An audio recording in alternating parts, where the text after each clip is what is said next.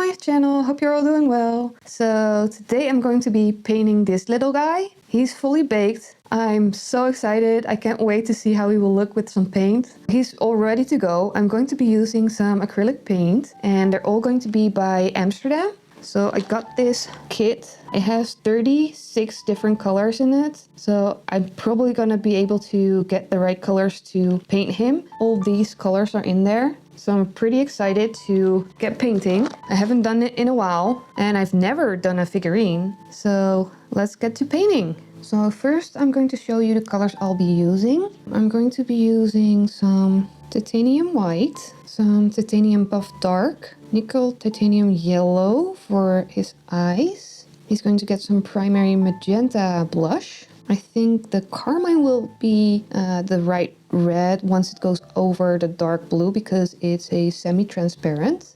Also, I chose like the opaque white and yellow because that's going to cover it best. Then I've got a burnt umber that's also a transparent because I'm going to use that in a wash. Got some neutral gray. I think I'm going to use that for his teeth. And I've got some oxide black also for the wash and for his pants. I've got a reference picture on my laptop down there. So, and I've got a mixing palette down here. I can mix my paints. I've got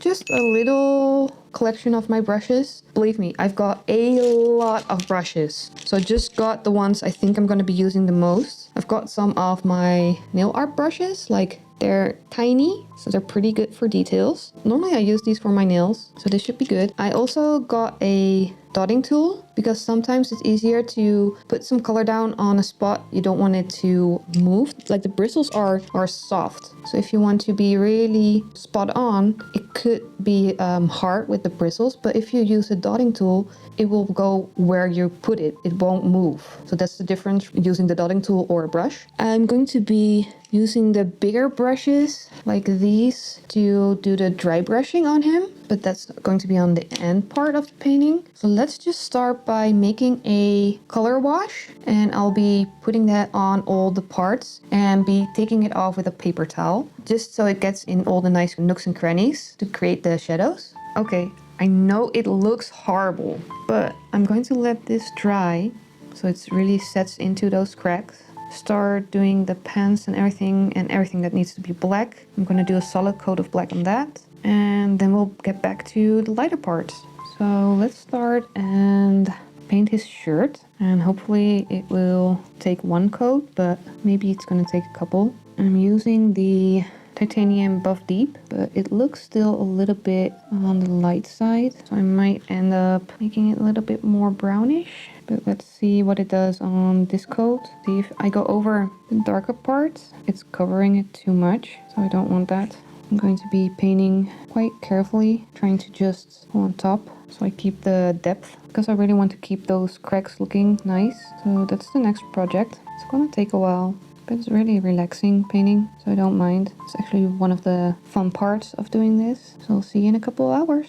So I'm going to let him dry. I did the first coat of everything over the wash, and I'm going to do a second coat tomorrow. But yeah, he's coming along pretty nicely. So I added another layer to the shirt and I did a whitewash on the rest of his body. I think I'm going to do another whitewash, but first I want to see how the red will look on the black. Might take 2 coats, but I do think it's the right color choice. I'm using the carmine and it's a pretty transparent color, or a semi-transparent color, I have to say. You can see it on the tube. It has the box right here and is half black, half white. Like for example, the yellow is fully opaque, and this, just to show you, this is a transparent color, so it's all open. That's how you can see. But let's just add the red to his suspenders. But yeah, I think this will work. Most colors dry darker than when they are wet, so keep that in mind. Yeah, let's do the suspenders and the bow, and I'll do another whitewash and we'll get to the face. So I just want to show you what the difference is with the extra wash. So this arm I didn't do and this one I did. And I used the zinc white because it's the transparent white. If I would have used the titanium white, every detail would have been gone. But now, if I just use the transparent color, as you can see, it will lighten it up, but it won't cover everything. So if you want to make it lighter and do a wash, try and go for a transparent color first, so you don't go overboard. But this is looking pretty nice. So as you can see, it will lighten it up, but not block it out. And I'm not even using water with this. It's just because it's so transparent, it just leaves a nice layer without even needing to put a lot of water in. And it also helps with the adhesion, not having to put so much water. So that's why I use the different whites. So hopefully that's a little bit of helpful information. So let's get to the final details. I kind of want to do the eyes first. So I got a little bit of the yellow, but I also got a little bit of green because I found that the yellow was a little bit too yellow. So it's this slightly greener color. Let's try it. I think that looks like the right color. Let's see how it dries. As I said, they always dry a little bit darker, so maybe it needs just a little bit of lightening. Let me try and add just a tad of the zinc white. It's hard to see on camera, but in real life it does make quite a difference. So that's better. It's still yellow, but it's just a little bit more muted. Okay, let's do a little bit of the carmine red on the gums. And then what I can see on picture is that it has a little bit of a grayish staining along the roots of his teeth. So this is a very opaque gray, so I do use a little bit more water. It's also on the bottom teeth, but then not on, it's actually on both sides. So a little bit on here, a little bit on here on the bottom. And now we need to do his teeth. So let's go for the zinc white instead of the titanium white and see how that looks.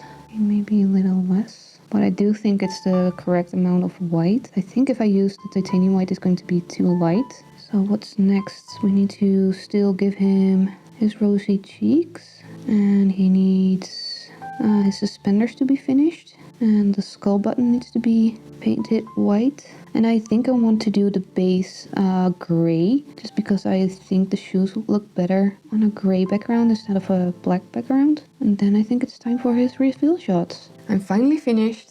He's all done. I'm so excited. He turned out so good. Like, he's not perfect, I know that, but for my first ever sculpture with this polymer clay, I'm so excited. I really like how the paint job worked out. The whitewash on the shoes brings out such details. And the nails. Like, he's so creepy, but I love it. So I'm really excited to hear your thoughts on how the painting came out. So let me just show you how big he actually is. So I've got a ruler and he's, let's say, a little under 15 centimeters. Let's see how much in inches it is. It's like 5 3/4 inch. So this is, for me, that's, for my first one, is pretty tiny. So I think I've done what I wanted, and that's make a smaller version of Ace of Clay's Ice Cream Man.